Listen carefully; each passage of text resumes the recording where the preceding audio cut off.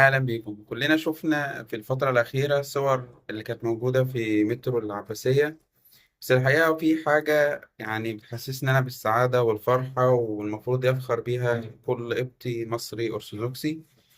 الحاجة دي غير صورة القديس مرمرقس الرسول المبشر طبعا، وصورة القديسة فيرينيا اللي هي سافرت أوروبا مع البعثة القبطية في الحرب العالمية وعلمت أوروبا الطب. لكن أهم حدث بالنسبة لي هو كلمة العباسية اللي مكتوبة باللغة القبطية.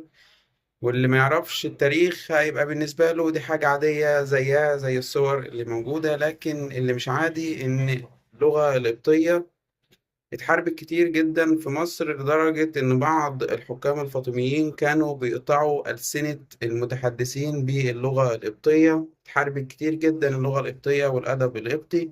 ويمكن رجوعها تاني في حاجة زي محطة المترو، على قد ما هي بسيطة على ما قد هي وصف لإنجاز الكنيسة القبطية الأرثوذكسية، اللي رفضت التخلي عن عقيدتها وعن هويتها القبطية، لدرجة إنه بعد آلاف السنين بترجع اللغة القبطية تاني موجودة في شوارع مصر، وبترجع اللغة القبطية من منبعها تاني من الكنيسة القبطية الأرثوذكسية.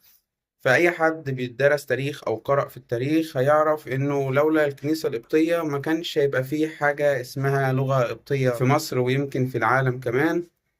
وده لأن الحروب كانت كتيرة جدا، لكن الكنيسة قفلت على نفسها وقفلت على لغتها وهويتها، وقدرت تعدي كل الأزمات اللي واجهتها، اللي بالمناسبة ما كانتش سهلة وما كانتش على اللغة القبطية بس، كانت على الأدب القبطي بالعموم.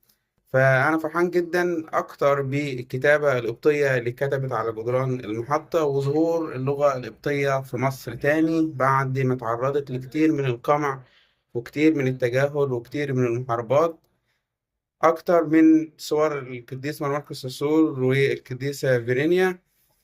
لو عايزين حلقة بالتفصيل ممكن ترجع لحلقة ألحان شهر كياك أو المداح العربي في شهر كياك، يتحدثنا إزاي تحارب الأدب القبطي، وإزاي اتحاربت اللغة القبطية، وإزاي الكنيسة قدرت تحافظ عليها، مش بس كده تطورها في عقول ولادها. أشوفكم الحلقة الجاية. سلام.